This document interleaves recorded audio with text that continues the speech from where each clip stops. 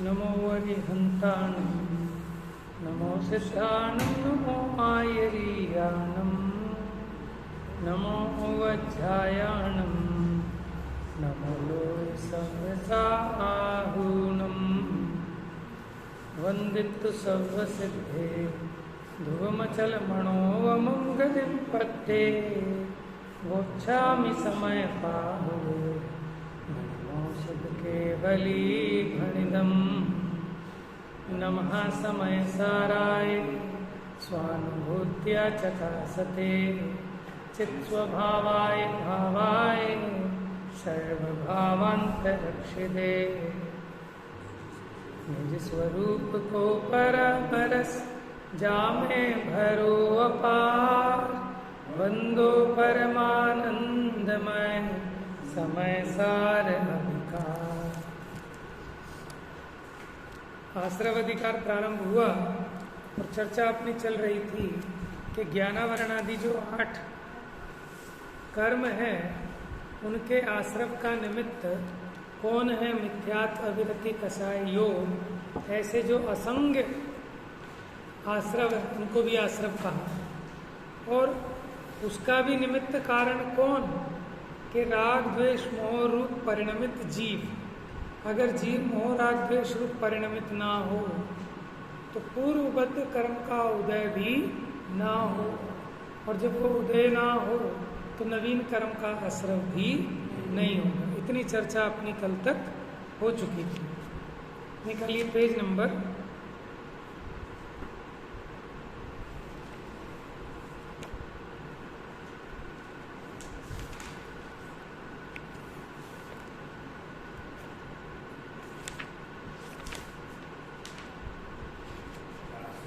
414 गाथा पढ़ते हैं, हिंदी की पढ़ते हैं। गाथा 164 और 165। मिथ्यात्व अविरत अरु कषाय योग संग असंग है ये विविध भेद जो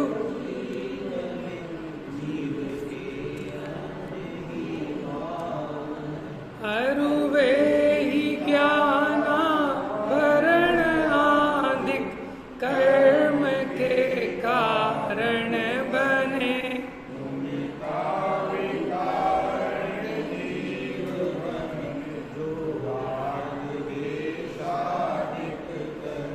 देखो, मिथ्यात्व, अविरति, कषाय और योग, ये 2 प्रकार के हैं, संग और असंग। अब इन विविध भेदों में से जो जीव में होते हैं, जीव के अनन्य भाव है, माने जो संग हैं वो जीव रूप है, वो जीव के ही भाव है। और वे ही ज्ञानावरणादिक कर्म के कारण बने। जो मिथ्यात्व, अविरति, कषाय और योग असंग हैं, माने पूर्वबद्ध कर्म का उदय वो नवीन कर्मों के आने में कारण बनता है। और उनका भी कारण जीव, कैसा जीव? जो मोह राग द्वेष रूप से परिणमित हुआ, वो जीव उनका कारण है।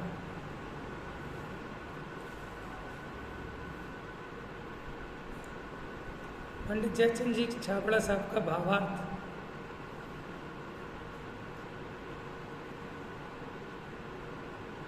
ज्ञानावरणादि कर्मों के आश्रवण का निमित्त कारण तो मिथ्यात्वादि कर्म के उदयगत पुद्गल परिणाम है। माने पुराने मिथ्यात्व कर्म का उदय वो नवीन कर्मों के आने में निमित्त, इसलिए वे वास्तव में आश्रव हैं। कौन? कि जो आश्रवण के निमित्त हैं, ऐसे वो मिथ्यात्व आदि पुद्गल के परिणाम वो असलियत में आश्रव है।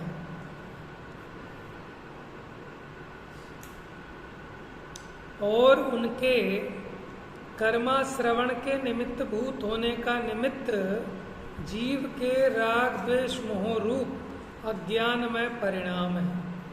ठीक है, जो पूर्वबद्ध कर्म का उदय वो किसका निमित्त? ज्ञानावरणादि कर्मों के आश्रव का। लेकिन उसका भी निमित्त जीव का मोह राग द्वेष रूप परिणाम। इसलिए राग द्वेष मोह ही आश्रव है। उन मोह राग द्वेष को चिद विकार भी कहा जाता है। वे राग द्वेष मोह जीव की अज्ञान अवस्था में ही होते हैं। मिथ्यात्व सहित ज्ञान ही अज्ञान कहलाता है। क्या कह रहे हैं? वे राग द्वेष मोह अज्ञान दशा में ही होते हैं।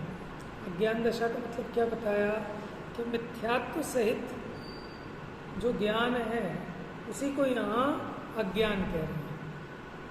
इसलिए मिथ्या दृष्टि के माने अज्ञानी के ही राग द्वेष मोह रूप आश्रव होते हैं।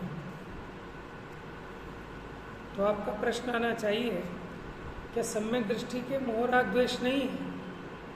बताओ, सम्यक दृष्टि के मोह राग द्वेष है या नहीं है? है ना? लेकिन यहाँ ये क्यों लिखा कि अज्ञानी के ही मोह राग द्वेष होते हैं, ज्ञानी के तो होते ही नहीं। लेकिन यह स्पष्ट लिखा कि मिथ्यात्व सहित ज्ञान को अज्ञान कहा है। यहाँ पर इस प्रकरण में मिथ्या दृष्टि को अज्ञानी कह रहे हैं, यानी चौथे गुण स्थान वाला ज्ञानी हो गया। और फिर ये कह रहे हैं कि ज्ञानी के मोह राग द्वेष नहीं होते। तो इसका मतलब क्या लेना कि ज्ञानी के जितने मोह राग द्वेष नहीं होते उनकी बात कर रहे हैं, उसे अनंतानुबंधी वाला राग द्वेष नहीं होता है। बाकी जितना होता है उसको गौण किया है यहाँ पर।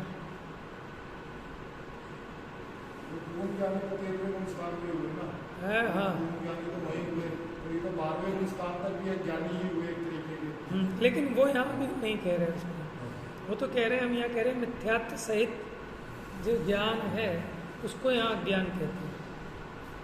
अगर वो राग द्वेष कर रहे हैं, जो सम्यक दृष्टि जीव राग द्वेष उनके भी होता ही है, लेकिन उनकी अभी यहाँ चर्चा नहीं कर रहे हैं। अमृतचंद्र आचार्य की टीका के हिसाब से अभी मिथ्या दृष्टि की विवक्षा, माने अज्ञानी की तीन विवक्षाएं होती हैं। एक तो पुद्गल अज्ञानी, तो जीव मात्र ज्ञानी, चाहे निगोदिया हो वो भी ज्ञानी क्योंकि ज्ञान वही है।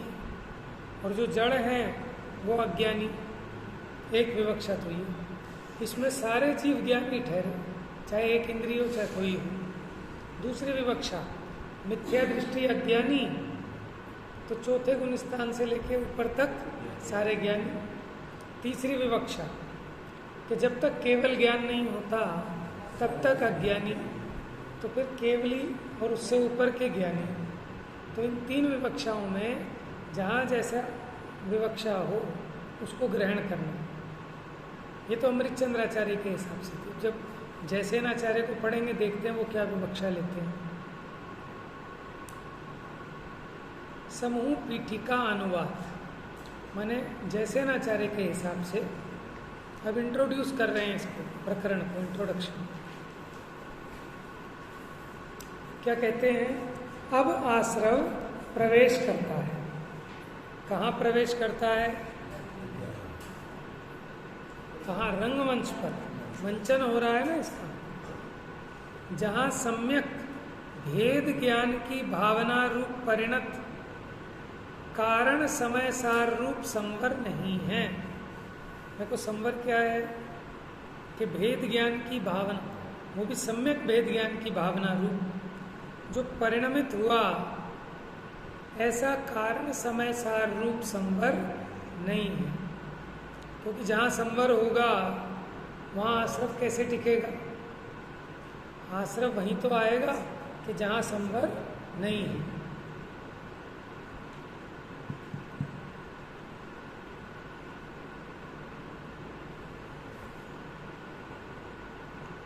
वहाँ आश्रव होता है। इस प्रकार संवर के विपक्षी रूप से 17 गाथाओं पर्यंत आश्रव का व्याख्यान करते हैं।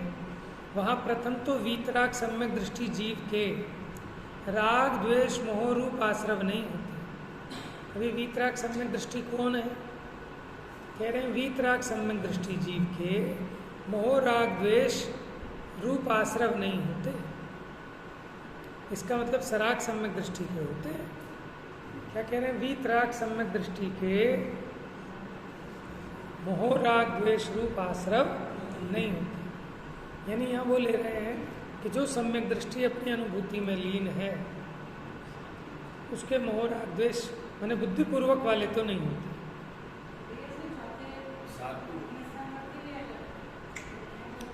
हाँ, इसमें तो वीतराग सम्यक दृष्टि का है ना, सातवां गुण स्थान यहाँ स्वरूप में लीन है, समझ में आया। छठे गुण स्थान वाले कहलाएंगे सराग सम्यक दृष्टि। वैसे तो सम्यक दर्शन न रागी होता है न वैरागी होता, वो वैरागी और सरागी ये तो चारित्र गुण की पर्याय है। उसका सम्यक दर्शन के साथ उपचार करके कि सम्यक दर्शन तो हो गया लेकिन अभी वीतरागी नहीं हुए, तो उनके राग द्वेष मोह है। क्योंकि वीतराग राग द्वेष मोह के अभाव में ही तो होते हैं। वीतराग किसे कहते हैं? बीत गया है राग जिसका, कुछ मिटा है, लेकिन फिर भी उसको वीतराग सम्यक दृष्टि नहीं कहा। शास्त्र में कुछ ही हुआ है ना, कुछ को कौन गिनता है? एक अपेक्षा, श्रद्धा की अपेक्षा, क्योंकि वीतरागता उपादेय लग रही है। श्रद्धान हो गया तो मुझे वीतराग स्वरूप ही प्राप्त करने लायक है, इस अपेक्षा का हो तो कह लो। देखो बहुत बराबर है आपकी बात, लेकिन आगम उसको नहीं कहता। क्यों? क्योंकि वो ऐसा काम हुआ है कि जो दिखता ही नहीं है बाहर में। बाहर में दिखे तभी कहेंगे, माने जहाँ निश्चय व्यवहार दोनों एक साथ होते हैं, क्योंकि उसमें बड़ी भारी गड़बड़ खड़ी हो जाएगी। एक दिन मैंने कहा था चक्रवर्ती ब्रह्मचारी है कि नहीं है, देखो ऐसे समझ नहीं आएगा। ब्रह्मचारी किसे कहते हैं? ब्रह्म माने आत्मा, तो उसमें जो आचरण करे वो ब्रह्मचारी। तो भरत चक्रवर्ती ब्रह्मचारी थे कि नहीं? अपने स्वरूप में लीन होते थे कि नहीं होते थे? तो ब्रह्मचारी हैं कि नहीं है? लेकिन कहेंगे नहीं, कहा वो ही जाएगा कि जो व्यवहार से भी जिसने स्त्री मात्र का त्याग किया हो उसी को परमार्थ से ब्रह्मचारी कहा जाएगा। नहीं तो क्या होगा कि बहुत सारी विसंगतियाँ, बहुत दोष खड़े हो जाएंगे। हर आदमी ये कहेगा कि मैं वीतराग, कि भैया वीतराग है तो उसके साथ उसके सुमेल, माने अगर एक देश वीतराग हुआ तो एक देश चारित्र व्यक्त होना चाहिए। सर्वदेश वीतराग, पूरे वीतरागी तो वहाँ फिर कोई शुभ अशुभ आचरण नहीं होता, वहाँ तो अपने परिणामों में समाधि रूप लीनता होती है पूर्ण वीतरागी होने पर। यहाँ क्या कह रहे हैं? प्रथम तो वीतराग सम्यक दृष्टि जीव के राग द्वेष मोह रूप आश्रव नहीं होते हैं। यानी इन्होंने थोड़ा सा आगे बढ़ के ग्रहण किया गुणस्थान को। ऐसा संक्षेप में संवर के व्याख्यान रूप से 3 गाथाएं आएंगी आगे। उसके बाद राग द्वेष मोह रूप आश्रवों का फिर से भी विशेष विवरण की मुख्यता से 3 स्वतंत्र गाथाएं हैं। माने यही विषय चलना है इसमें। 17 गाथाओं में आश्रव अधिकार में 164 से लेकर 180 तक की गाथाएं। कितनी हो गई? 16 हुई कि 17 हुई?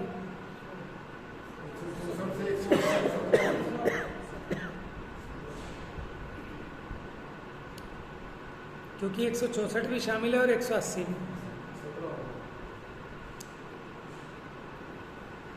उसके बाद केवल ज्ञान आदि व्यक्ति रूप कार्य समय सार का कारण रूप निश्चय रत्नत्रय परिणत सम्यक ज्ञानी जीव के रागादि भाव प्रत्यय निषेध की मुख्यता से 3 गाथाएं।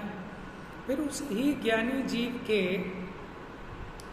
मिथ्यात्वादि द्रव्य प्रत्ययों की सत्ता होने की मुख्यता से 4 गाथाएं हैं। फिर नवीन द्रव्य कर्म के आश्रव का कारण उदयागत द्रव्य प्रत्यय होते हैं। देखो क्या कह रहे हैं कि जो नवीन कर्मों का आश्रव होता है उसका कारण उदय में आए हुए जो पुराने कर्म हैं वो होते हैं, और उन द्रव्य प्रत्ययों के कारण जीवगत रागादि भाव रूप भाव प्रत्यय। समझ गए? पुराने कर्म का उदय नवीन कर्मों के आश्रव का कारण, लेकिन पुराने कर्म के उदय का भी कारण जीव का मोह राग द्वेष भाव। इस प्रकार कारण व्याख्यान की मुख्यता से 4 गाथा कहते हैं। इस प्रकार 17 गाथाओं द्वारा 5 स्थलों में आश्रव अधिकार की समुदाय पातनिका है। माने एक इकट्ठे रूप से हमने उसका आपको संक्षेप में सार बताया। अब देखिए जो गाथा 164 और 165 अपनी चली, उस पर जयसेनाचार्य की टीका। सबसे पहले द्रव्याश्रव और भावाश्रव का स्वरूप कहते हैं। इस पद में प्राकृत व्याकरण के अनुसार अकार का लोप हो गया, जिससे सन्न असन्ना का सन्न सन्ना रूप हुआ है। ये व्याकरण की बात है प्राकृत की, कि सन्ना सन्ना है, यानी संज्ञ और असंज्ञ है ना, तो सन्ना असन्ना होना चाहिए, लेकिन अ गायब कर दिया टीका में, सन्ना सन्ना कर दिया। पेज नंबर 416 पे देखो, जहाँ तात्पर्य वृत्ति लिखा है संस्कृत में, मिच्चत्तम अविरमणम कसाय जो, या सन्ना सन्न सन्ना दो, ठीक है ना, संग संग कर दिया। तो कह रहे प्राकृत के नियम के हिसाब से संधि में अ का लोप हो गया, अर्थ वही है संज्ञ और असंज्ञ। मिथ्यात्व, अविरति, प्रमाद, कषाय और योग हैं। वे कैसे हैं? वे भाव प्रत्यय और द्रव्य प्रत्यय रूप से संज्ञा माने चेतन, असंज्ञा माने अचेतन रूप है। ये दोनों माने चारों चेतन भी हैं और अचेतन भी। संज्ञा का दूसरा अर्थ कर रहे हैं जयसेनाचार्य, संज्ञा का दूसरा अर्थ कर रहे हैं। संज्ञा किसे कहते हैं? आहार, भय, मैथुन और परिग्रह भाव, इसका नाम है संज्ञा। समस्त संसारी जीवों के संज्ञा रहती है ना, संज्ञा का मतलब आहार, भय, मैथुन और परिग्रह, ये 4 संज्ञाएं हैं। तथा असंज्ञा माने ईशत संज्ञा, माने इस लोक की आकांक्षा, परलोक की आकांक्षा, कुधर्म की आकांक्षा, इस तरह 3 प्रकार है। देखो इन्होंने क्या अर्थ किया कि संज्ञा का अर्थ किया आहार, भय, मैथुन और परिग्रह का भाव, और असंज्ञा का अर्थ किया इस लोक की इच्छा, परलोक की इच्छा, कुधर्म की इच्छा, इसका अर्थ क्या? असंज्ञा। वे कैसे हैं? वे प्रत्यय उत्तर भेद से बहुत प्रकार के हैं। वे किसमें हैं? वे अधिकरण स्वरूप जीव में हैं। और वे कैसे हैं? वे शुद्ध निश्चय से उस जीव के ही अनन्य परिणाम है, अभिन्न परिणाम है।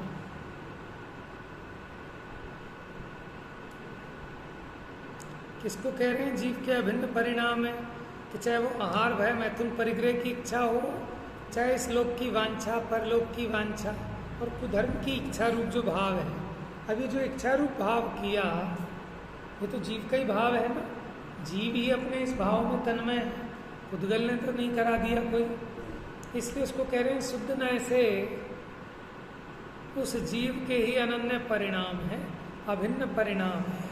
अभी देखो बड़ी कठिन बात है कि विकारी परिणाम को शुद्ध नय से कह रहे हैं कि शुद्ध परिणाम को शुद्ध नय से कहो, अशुद्ध परिणाम तो अशुद्ध नय से कहा जाता है।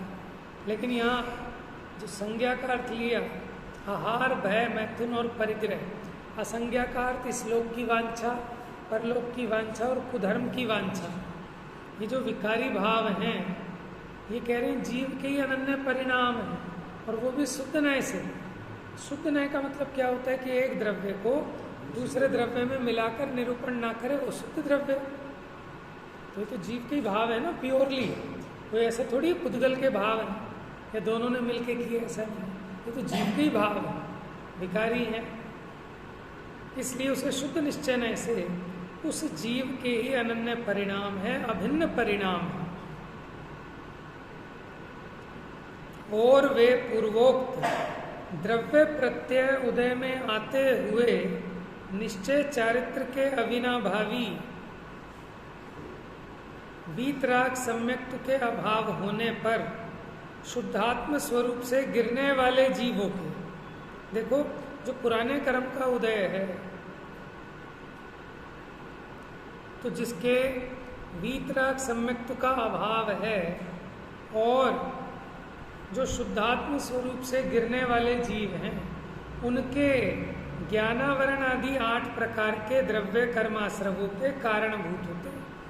माने जो द्रव्य प्रत्यय हैं वो नवीन कर्मों में आश्रव के कारण किसके होते हैं कि जो स्वयं वीतराग भाव से च्युत है, माने अज्ञान दशा रूप परिणमित है, ऐसे उस जीव के ही वो कर्मों के आश्रव होते हैं, पुराने कर्म का उदय। और जो ज्ञानी है उसको पूर्व कर्म का उदय नवीन आश्रम में हेतु नहीं हो सकता। और उन द्रव्य प्रत्ययों का कारण राग द्वेष रूप परिणत जीव होता है। किस प्रकार जीव कारण होता है? राग द्वेष आदि भाव रूप परिणत जीव कारण होता है। भावार्थ यह है कि द्रव्य प्रत्यय के उदय होने पर शुद्धात्म भावना को छोड़कर जब जीव रागादि भाव रूप से परिणमन करता है तब बंध होता है। केवल द्रव्य कर्मों के उदय मात्र से बंध नहीं होता। क्या यह स्पष्ट लिखा कि केवल द्रव्य कर्मों के उदय मात्र से बंध नहीं होता। कब होता है बंध? कि जब जीव रागादि रूप परिणमन करता है।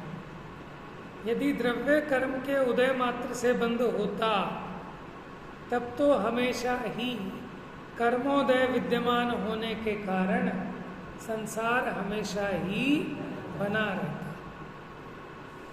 ये कल आपका प्रश्न था ना, तो उसका समाधान आ रहा है जयसेनाचार्य की टीका में। तो जयसेनाचार्य तो ये कह रहे हैं कि कर्म का उदय, उससे ऐसा लग रहा है ना कि कर्म का उदय भले बना रहे, लेकिन अगर जीव मोह राग द्वेष रूप न परिणमे तो उसे नवीन आश्रव नहीं होता।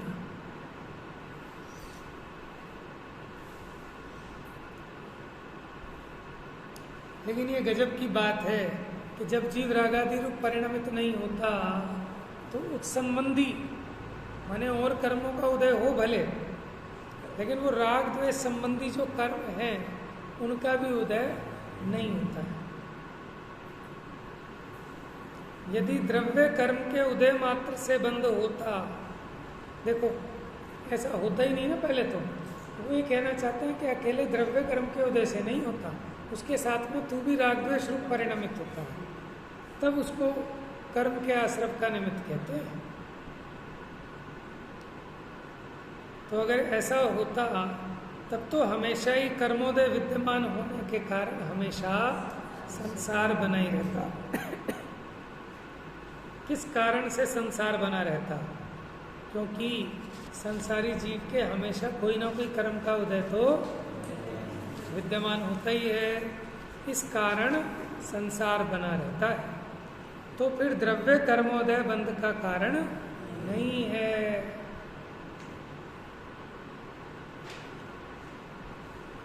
उत्तर देखो फिर, कर्मोदय बंध का कारण नहीं है ऐसा नहीं है। क्या बात को घुमा दिया? फिर से देखो, पहले वो क्या कह रहे, प्रश्न किया तो फिर द्रव्य कर्मोदय बंध का कारण नहीं है क्या? कि जो पुराने कर्म का उदय आया वो बंध का कारण नहीं है क्या? तो उत्तर कह रहे हैं कर्मोदय बंध का कारण नहीं है ऐसा नहीं। इसका मतलब है, लेकिन कब? कंडीशनल है कि निर्विकल्प समाधि से भ्रष्ट जीवों के मोह सहित कर्मोदय व्यवहार से निमित्त होता है, परंतु निश्चय से अशुद्ध उपादान कारण रूप अपना ही रागादि अज्ञान भाव ही बंध का निमित्त कारण। स्पष्ट हो गई बात आपको कि उच्चार से तो पुराने कर्म का उदय और निश्चय से अपने मोह राग द्वेष परिणाम ये कर्म के आश्रव के निमित्त है। देखिए गाथा 166।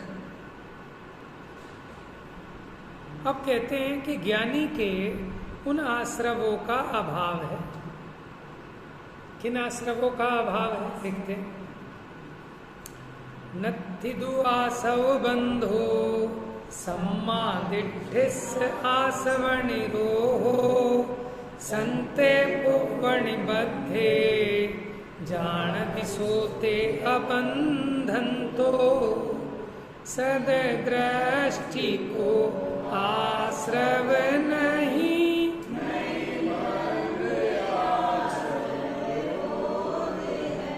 नहीं बांधता जाने ही पूर्व निबद्ध जो सत्ता विषय।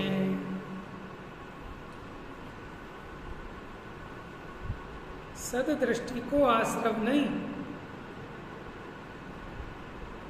ना बंध है। जब आश्रव ही नहीं होगा तो बंध कैसे होगा? उसको तो आश्रव का ही निरोध है। वो बांधता नहीं है, बस जानता है। किसको? पूर्व निबद्ध, पहले जो बंधे हुए सत्ता में कर्म पड़े हैं उनको जानता ही है। लेकिन कुछ कर्म को जो पहले कर्म सत्ता में पड़े हैं, लेकिन कुछ कर्म तो फिर भी उसको भी बंद ही रहे हैं। सारे तो आश्रम नहीं है भाव, बराबर। उसको गौण कर दिया यहाँ पर। जो मिथ्यात्व के साथ होता था ना, जो अनंत संसार का कारण है, उसकी मुख्यता से बात कर रहे हैं। बाकी चल रहे हैं, बाकी तो है, उतना बंद भी है, लेकिन उस हिसाब से तो पूर्ण रूप से कथन सत्य नहीं हुआ ना, कुछ तो विवक्षा है ना। क्योंकि यहाँ मेन क्या है कि वो अज्ञान तुड़वाना है। कौन सा? मिथ्यात्व के साथ वाला। सम्यक दृष्टि के आश्रव जिसका निमित्त है, ऐसा बंध नहीं है, क्योंकि उसको आश्रव ही नहीं है। नवीन कर्मों को नहीं बांधता हुआ वह सत्ता में रहे हुए पूर्वबद्ध कर्मों को जानता ही है। अब देखो, सत्ता में जो है पुराने कर्म, उनको जानता ही है। देखते हैं अभी टीका में और खुलासा होगा। वास्तव में ज्ञानी के ज्ञानमय भावों से अज्ञानमय भाव अवश्य ही निरुद्ध, माने रुक जाते हैं, अभाव रूप होते हैं। क्योंकि परस्पर विरोधी भाव एक साथ नहीं रह सकते। ज्ञान भाव के साथ अज्ञान भाव कैसे रहते? इस ऐसा रहते भी हैं। अपेक्षा आपकी ठीक है, लेकिन कौन सी कह रहे हैं कि वो मिथ्या ज्ञान, ठीक है ना, सम्यक ज्ञान के साथ मिथ्या ज्ञान तो नहीं रह सकता। लेकिन जितना अभी ज्ञान है और जितना अभी अज्ञान है, वो तो रह रहा है, साथ में रहते ही है। दृष्टि राग करता है, राग तो करता ही है, तो उस टाइम वो ज्ञान में ही है या ज्ञान में ही है? उस समय तो ज्ञान में ही हुआ। देखो, इसकी दो विवक्षाएं हैं कि सम्यक दृष्टि जिस समय राग कर रहा है, ठीक है, एक अपेक्षा देखें तो उस अपेक्षा हम अज्ञानी भी कह सकते हैं उसको, कि पता कैसी गलती कर रहा है। तुझे पता है कि राग द्वेष करने लायक नहीं है, तुझे समझ में आ गया है, फिर क्यों राग द्वेष कर रहा है? इसलिए अज्ञानी ठहरा। दूसरी विवक्षा क्या है कि राग द्वेष तो हो रहे हैं, लेकिन राग द्वेष में उपादेय बुद्धि नहीं है। राग द्वेष होने पर भी राग द्वेष करने की श्रद्धा नहीं है। श्रद्धा अपेक्षा राग द्वेष का त्याग किया है। इस अपेक्षा वो जो हो रहे हैं, होते हुए भी वो नहीं कर रहा है। उसके पास दो विरोधी भाव रह गए। हाँ, विरोधी भाव रहे उसके पास, नहीं रहे। नहीं, देखो जो आप कह रहे हो उस अपेक्षा तो है, जितना गया और अभी जितना शेष है। लेकिन यहाँ अभी क्या कह रहे हैं, यहाँ तो सिर्फ एक मिथ्यात्व की मुख्यता से बात पकड़ रहे हैं। मिथ्यात्व के साथ रहने वाला जो अज्ञान था, अगर वो चला गया तो ज्ञान हो गया सम्यक ज्ञान।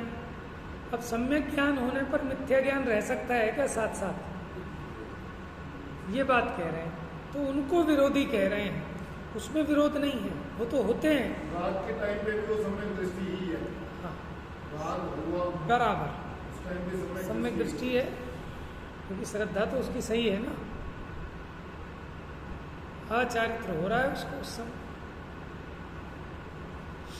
देखो, यही अपेक्षाएं समझ में आ जाए तो सारा झगड़ा ही खत्म है। अपेक्षा ही तो समझनी है। सबकी बातें ठीक हैं, वो बस कहाँ किस मुख्यता से आचार्य कथन कर रहे हैं। और आप देखना अमृत चंद्राचार्य ज़्यादातर चौथे गुण स्थान वाले को मुख्य करके कथन करते हैं, और जयसेनाचार्य मुख्यपने मुनि दशा को मुख्य करके कथन करते हैं। आप देखना जगह जगह, जैसे भी आया था ना वीतराग सम्यक दृष्टि, निर्विकल्प समाधि में लीन, जयसेनाचार्य के ऐसे शब्द मिलेंगे। तो दोनों विवक्षाएं ठीक है, एक चौथे गुण स्थान की मुख्यता से विवक्षा है, एक जगह छठे सातवें की मुख्यता से। आप तो कहते हो चौथे गुण स्थान में चारित्र हो गया थोड़ा बहुत, लेकिन कोई कोई आचार्य तो जो चारित्र है छठे सातवें में भी नहीं कहते, 11वें बार जहाँ पूर्णता होती है उसे ही कहते हैं चारित्र। तो अपेक्षाएं हैं। बाकी एक अपेक्षा से तो पूर्ण चारित्र 13वें गुण स्थान पे ही हुआ, 12वें में माना, 11वें बार में, क्योंकि जब कसाय का अभाव हो गया तो 12वें गुण स्थान में भी कर्म बंध तो है ही है, पूरा चारित्र तो 13वें में ही हुआ ना। नहीं, कौन कह रहा है 12वें में कर्म बंद है? देखो बंद का 11वें से सीधा 13वें में जाते हैं। नहीं, 11वें वाला तो जाएगा ही नहीं, 11वें वाला तो नीचे आएगा। लेकिन 11वें में और 12वें में, 11वें में भी माने मोहराग द्वेष का पूरा अभाव है, माने वो उपशम है, बस दबा हुआ है, सत्ता में पड़ा है लेकिन उदय में नहीं है। और 12वें में भी उदय में नहीं है, बस 12वें में एक क्वालिटी है कि 12वें वाले ने पूरी तरह अभाव कर दिया सत्ता में से भी, उदय में तो दोनों के ही नहीं है, लेकिन 11वें वाले की सत्ता में पड़े और 12वें वाले ने सत्ता में से भी नाश कर दिया। 12वें वाला अगर अटका तो उसके कुछ मोह तो रह ही गया ना, तभी तो अटकाना, वो 13वें में तभी तो नहीं गया ना। 12वें वाला भी ऐसा होता है ना कि 12वें में जैसे नकुल सहदेव थे, 12वें गुण स्थान में थे ना, 12वें में जो आ गया वो गारंटी से मोक्ष जाएगा ही जाएगा। वो नकुल सहदेव कौन से गुण स्थान में थे जो रह गए? कुछ नहीं कह सकते, कुछ नहीं कह सकते, तो 12वें के बाद 13वें में पहुंच ही जाएगी पक्का 12वें में जाएगा ही वो कि जिसे अभी इसी भव से मोक्ष जाना है। 13वें गुण स्थान में आके बहुत लंबे काल तक टिक सकते हैं, माने 9 वर्ष की उम्र में केवल ज्ञान हो गया और 1 करोड़ पूर्व की आयु है, तो उसमें इतने टाइम तक 13वें गुण स्थान में ही रहते हैं। 12वें का काल तो बहुत थोड़ा है, 12वें का काल तो बहुत छोटा अंतर्मुहूर्त है।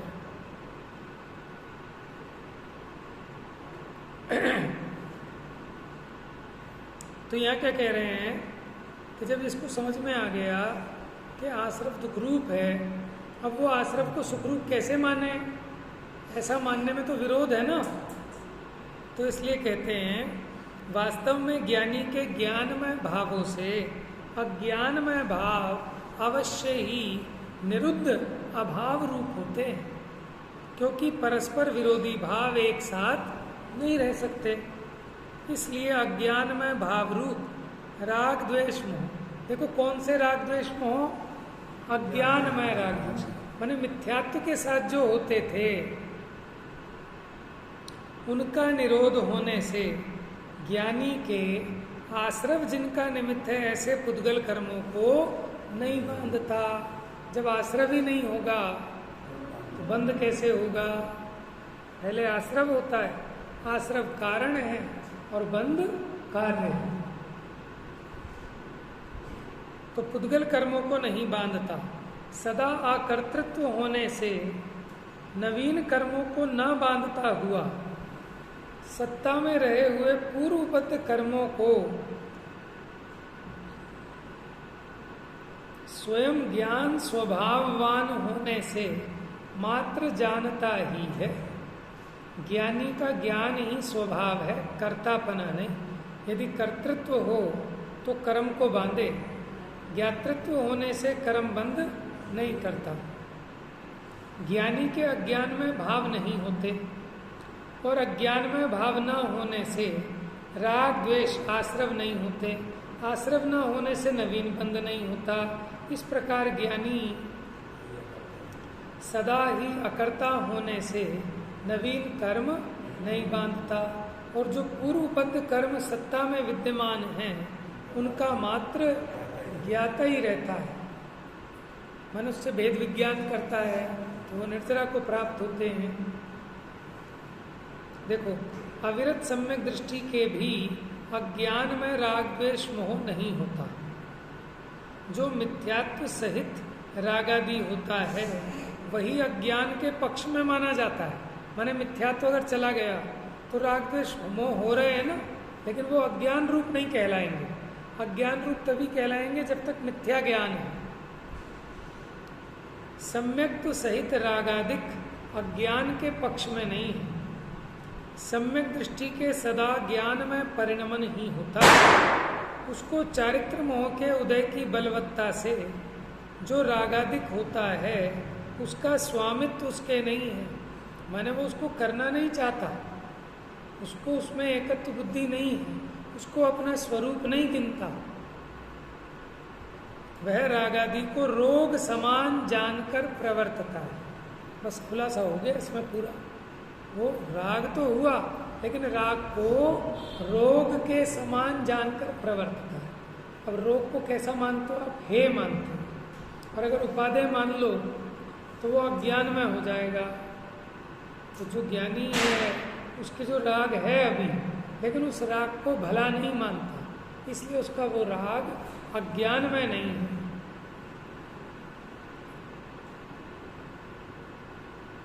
इसलिए ज्ञानी के जो रागादि होता है वह विद्यमान होने पर भी अविद्यमान जैसा ही है तो उसके रागादि हैं तो, लेकिन रागादि करने की बुद्धि नहीं है, इसलिए वो होने पर भी नहीं हुए जैसा है।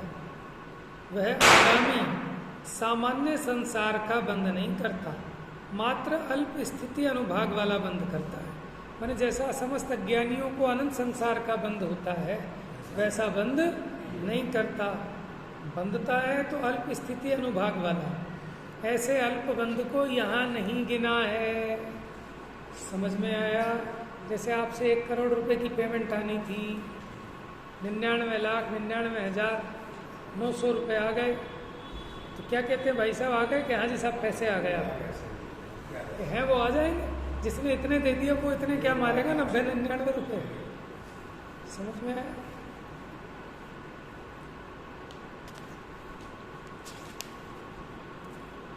समय हो गया है, अगली कथा की खुलासा इसका कर लेंगे। तो देखो, पूरे समय सार में विवक्षाएं अगर जिसको समझ में आ गई तो उसको पच गया, उसका कल्याण हो जाएगा। और जिसको विवक्षा समझ में नहीं आई, एकांत पकड़कर बैठ गया, तो फिर उसको ये पचा नहीं। और जब पचता नहीं है तो फिर गड़बड़ होती है, रोग लगते हैं। गुरुदेव कहते थे समय सार तो कच्चा पारा है, अगर पच जाए तो अमर हो जाओगे, और नहीं पचे तो फिर फूट फूट के निकलेगा। फूट फूट के निकलेगा माने कि मिथ्यात्व पुष्ट करेगा, अपनी मिथ्या मान्यता को पुष्ट करेगा। फिर कहेगा मैं तो शुद्ध हूँ, मुझे शुद्ध होना थोड़ी है, मैं तो शुद्ध हुई। खाओ पियो मौज करो, विषय कसाय में प्रवर्तो, मैं आज तक कभी अशुद्ध हुआ ही नहीं, मैं तो त्रिकाल शुद्ध हूँ। बात समझ में आ रही है? जिसको समझ में आता है वो विषय कषायों को छोड़ने के लिए उद्यमवंत होता है, भले ही ना छोड़ पाए, क्योंकि उसको तो मुनि दशा धारण करने की, क्योंकि उसको पता है बिना मुनि बना जिस बिना नहीं जिन राज सीझे। उन्हें पता था कि मैं तीर्थंकर हूँ, फिर दीक्षा क्यों ली?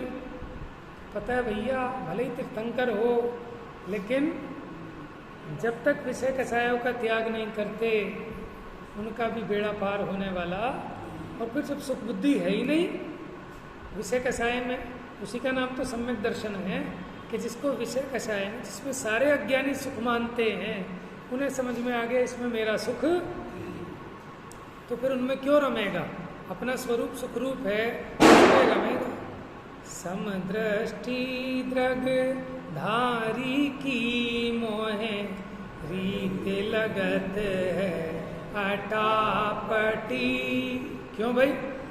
बाहर नार की कृत दुख भोगे, अंतर सुख रस गटा गटी। क्यों? देखो, संयम धार सके पै, माने संयम धार सके ना पै उर, संयम धारण की उर चटा चटी, धार नहीं पा रहा लेकिन अंदर में झटपटाहट है कि मैं भी संयम को अंगीकार करूं। उसको संयम भला लगता है, बुरा नहीं लगता। समझ में आया? तो अभी समझने की बात है, इसलिए मैंने वो बात कही कच्चे पारे वाली। बाकी चर्चा करते हैं। मिथ्यात्म नाश वेको, ज्ञान के प्रकाश वेको,